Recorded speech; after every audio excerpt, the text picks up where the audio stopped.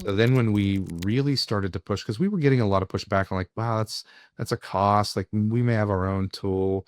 And I said, use your tool. And I was like, do you mind if I see it? And it was just kind of like, this person's good at this. And it was like a one pager. And I said, look, I'll give it to you for free. And if it works and helps you make your decision, then we can talk about like what's next, right? It helped our retention rate of our candidates moving into our systems jump to 92%.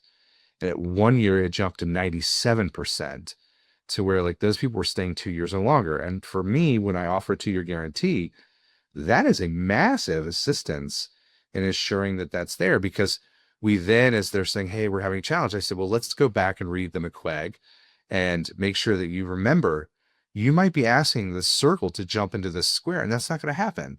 And so you need to understand their style, and you either adapt or you don't. It's up to you.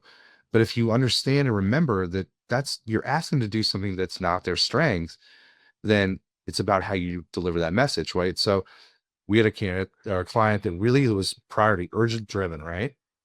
And his style was get it done, I don't care, get it done.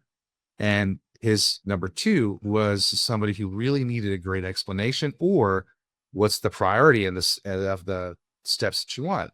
And so we literally had a conversation. I was like, you now need to tell him what's 1, 2, and 3 on your list every time. Just saying my expectations are this doesn't really help them because they'll just naturally take if that's their style, what's on the top of the pile, right?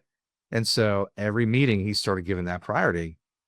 Their relationship was fixed, and now they've been together for 5 years and really growing. And so that was the fun thing to say, let's revisit this because we always tell people read this often and especially the don'ts, because in healthcare today, it's a very tricky environment. There's a lot going on.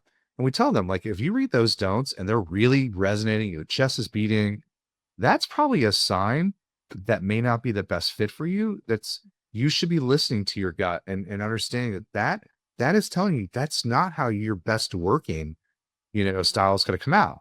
And at times we've had people say, man, I was forcing this and now I think I need to be a part of a different culture. And so we want people to be in the right place because the turnover in healthcare is just so much. And then it costs more money, right? And so what we've used McQuay to not only tell the story of it helps with your retention, it lowers your costs because you're retaining people. And it's building a culture of transparency and questioning, like, what's your style? And so as we brought a new person into a team just last week, they were sitting down on the team and they're like, what's your style? And we were there and I was like, oh, this is so cool. And they were like, oh, I'm a generalist. I'm, pioneer. And they were like, oh, like, can you remind me what pioneer? So I like jumped in. I was like, it's very similar. And they loved it.